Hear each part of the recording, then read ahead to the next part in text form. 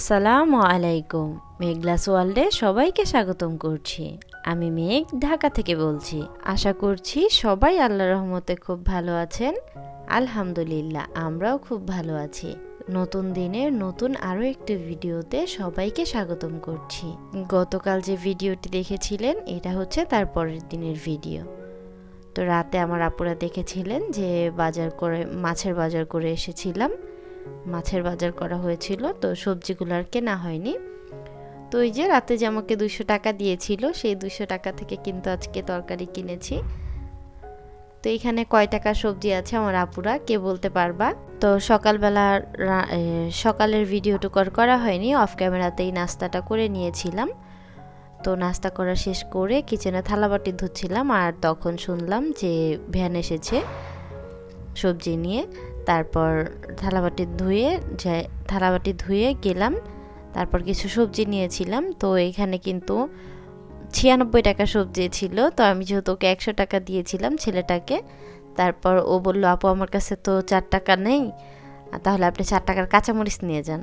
তো বাকি 4 টাকার আমাকে এই কাঁচামরিচগুলো দিয়েছে। তো কাঁচামরিচ বাসায় ছিল, এই জন্য আমি আর নেইনি। তারপর বাজারগুলোকে গুছিয়ে নিলাম, মরিচের বোটাগুলো ছিঁড়ে তারপর ধনিয়া পাতাগুলোকেও বেছে নিয়েছি। সব কিছু এদিকে গুছিয়ে রেখে এসেছি। তারপর দুপুরে রান্নার জন্য চলে এসেছি। আজকে রান্না করব পাঙাশ মাছ। তো আমার একজন আপু আছে, আপু পাঙাশ মাছ পছন্দ করে না, মানে আমি আপুর ভিডিওগুলো দেখি, তো আপু পাঙাশ মাছটা পছন্দ করে না। তো আজকে আপুর অপছন্দের মাছ রান্না করছি আমি। পাঙাশ মাছ রান্না করছিলাম ফুলকপি আলু দিয়ে, আর হচ্ছে টমেটো দিয়ে একটু। তো এই যে মাছটাকে কিন্তু আমি শুরুতে ভেজে নিয়েছিলাম, মাছটাকে ভালো করে ভেজে নিয়েছি। তারপর আমি মশলা কষাই নিয়েছিলাম। গত কিছুদিন আগের ভিডিওতে হয়তো দেখেছিলেন যে আমি একসাথে করে অনেকগুলো পেঁয়াজ আর হচ্ছে কিছু শুকনো মরিচ ব্লেন্ডার করে রেখেছিলাম।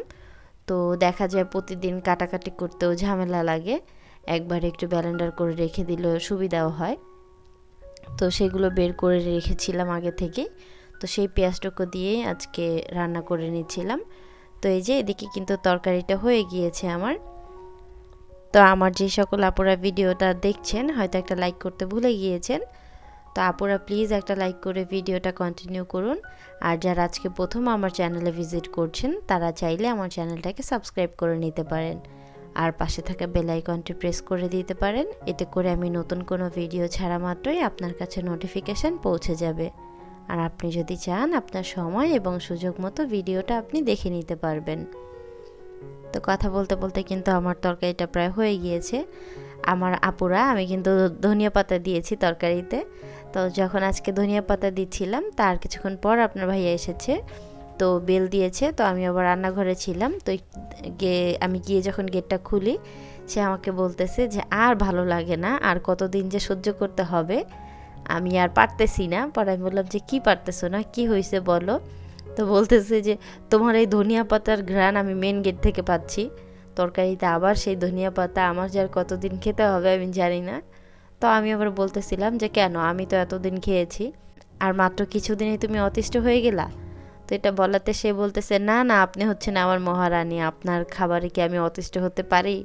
তো এটা নিয়ে অনেকক্ষণ হাসাহাসি করতেছিলাম। তো ওইদিকে কিন্তু দুপুরের খাবারটা খেয়ে নিয়েছি। সে তরকারি যখন খায় তখন বলে যে আমার ভালো লাগে না, ভালো লাগে না, কিন্তু সে স্বীকার করে না। ধনিয়া পাতা দেওয়ার পর কিন্তু তরকারির স্বাদটা আরও বেশি বেড়ে যায়। সে খাবার খায়, যদি জিজ্ঞেস করি যে তরকারি কেমন হয়েছে, বলবে ভালো হয়নি, পেটে ক্ষুধা ছিল এজন্য খেয়ে নিয়েছি। কিন্তু আসলে তার কাছে ভালো লাগে, আমি তো তার কথাবার্তার স্টাইলে বুঝি যে সে কোন দিকে কথা বলছে। তো তরকারিটা ভালোই লাগে ধনিয়া পাতা দেওয়ার কারণে। তো এদিকে কিন্তু দুপুরে খাওয়া দাওয়া শেষ করে নিয়েছি। তো সন্ধ্যার নাস্তার জন্য এসেছিলাম। তো এই নাস্তাটা আমি কিছুক্ষণ আগেই আমি একটা আপুর ভিডিও দেখেছি। তো আপু ভিডিওটা ছাড়ার সঙ্গে সঙ্গে আমি দেখেছিলাম, আর তখন বিকেল মাত্র, সন্ধ্যা সন্ধ্যা ভাব। তো তখনই আমি আপুর ভিডিওটা দেখেছি। তো ভাবলাম যে আপুর এই রেসিপিটা আজকে করে খাওয়া যাক। আমি আপুর মতো পারফেক্টভাবে করতে পারিনি, আমি জানি। আমার ঘরে যা যা ছিল আমি তা দিয়ে চেষ্টা করেছি। তো মাশাআল্লাহ খুব ভালো হয়েছিল। আমি জানি আমার আপু হয়তো বুঝতে পারবেন যে আমি কার ভিডিওটা কপি করেছি। তো এভাবে করে খেয়ে ভালোই লাগে। তো আমি শুরুতেই আলু সিদ্ধ করে নিয়েছিলাম আর ওইদিকে আটা কাই করে রেখেছিলাম একটুখানি, যেহেতু অল্প একটু দুজনের নাস্তা আর কি। তো ওইটুকু দিয়ে আজকে আলু দিয়ে কি এটা নাস্তা আমি নাম জানি না, মানে আলু দিয়ে কিছু একটা হয়েছে, তো ভালোই লেগেছিল এইভাবে। তো আপনারাও চাইলে করে খেতে পারেন। তা আমি যেহেতু ভিডিওটা ফাস্ট করে দিয়েছি আর কি দিয়েছি ওটা তো দেখতেই পেলেন আমার আপুরা। ভিডিওটা যদি ভালো লেগে যায় তাহলে প্লিজ আমার চ্যানেলটার সাথে থেকে যাবেন, আর আমার নিত্য নতুন ভিডিও পেতে আমার চ্যানেলটাকে সাবস্ক্রাইব করে নেবেন। তো এই যে আমি কিন্তু এগুলোকে ভালো করে ভালো করে বানিয়ে নিয়েছি। আগে একটা রুটি বানিয়ে নিয়েছিলাম, তারপর সেখানে আলু ভর্তার এটা দিয়ে দিয়েছিলাম পুরটা।